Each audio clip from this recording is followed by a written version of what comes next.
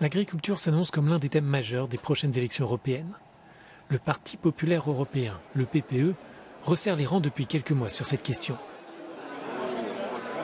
La droite a organisé une conférence dans l'hémicycle à Bruxelles sur ce dossier, mais aussi pour la première fois de son mandat, lors du discours sur l'état de l'Union, la présidente de la Commission européenne a adressé un message direct au monde agricole. Lors de son allocution, Ursula von der Leyen a rendu hommage aux agriculteurs et les a remerciés d'assurer jour après jour l'approvisionnement alimentaire.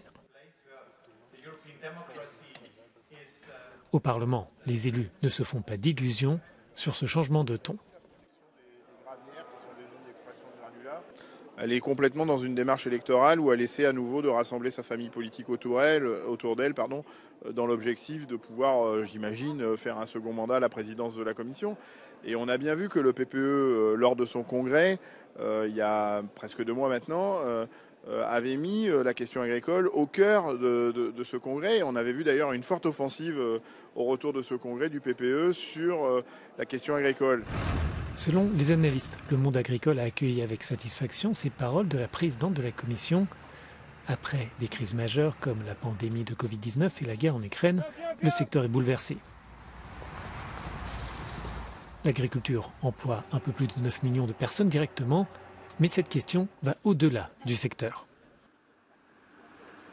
La sensibilité pour l'alimentation, pour l'agriculture et pour la ruralité sont des éléments qui dépassent largement le vote agricole.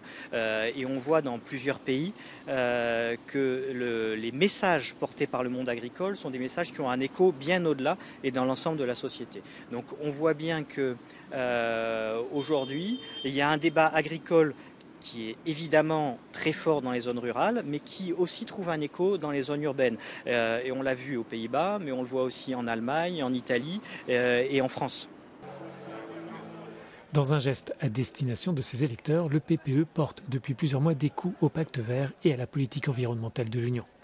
Il conteste la loi sur la restauration de la nature et la présidente de la Commission a aussi lancé au début du mois un débat sur le statut de conservation des loups.